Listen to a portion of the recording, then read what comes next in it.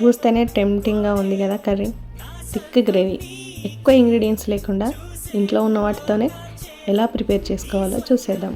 ఆనియన్స్ని ఫ్రై చేసుకొని అందులో 2 పచ్చిమిర్చి, కొద్దిగా పసుపు వేసి అల్లం వెల్లుల్లి పేస్ట్ బ్రౌనిష్ కలర్ వచ్చాక అందులో కొంచెం టమాటా ప్యూరీ, 2 టమాటాలను ప్యూరీ చేసుకొని వేసుకొని ఆయిల్ పైకి తేలాక మిక్స్ చేసుకొని అందులో బాగా బీట్ చేసిన మీగడ పెరుగు మాత్రమే, పుల్ల పెరుగు కాదండి, మీగడ పెరుగు వేసుకొని బాగా మిక్స్ చేసుకొని కొద్దిగా ఆయిల్ పైకి వచ్చాక మనం కడిగి పెట్టుకున్న చికెన్ అందులో యాడ్ చేసుకోవాలి.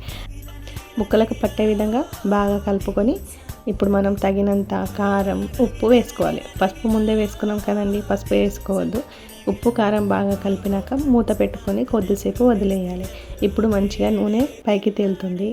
అప్పుడు బాగా కలుపుకొని కొంచెం కొబ్బరి పల్లీలతో కలిపిన పొడిని నేను ఇక్కడ యాడ్ చేసుకున్నాను. తర్వాత కొంచెం గరం మసాలా లేదా చికెన్ మసాలా ఉంటే వేసుకొని కలుపుకోవాలి. చికెన్ మంచిగా ఉడకడానికి కొద్దిగా వాటర్ పోసాను, చిన్న టీ గ్లాస్ వాటర్ పోసుకొని మంచిగా ఉడకనివ్వాలి. ఉడికిన తర్వాత కొంచెం పుదీనా ఆకులు వేసాను. తర్వాత 5 minutes మూత పెట్టి ఉంచాలి. గ్రేవీ చిక్కబడుతుంది. ఇంకా యమ్మీ చికెన్ రెడీ. చూస్తేనే తినాలనిపిస్తుంది కదా. Subscribe my channel. బాయ్.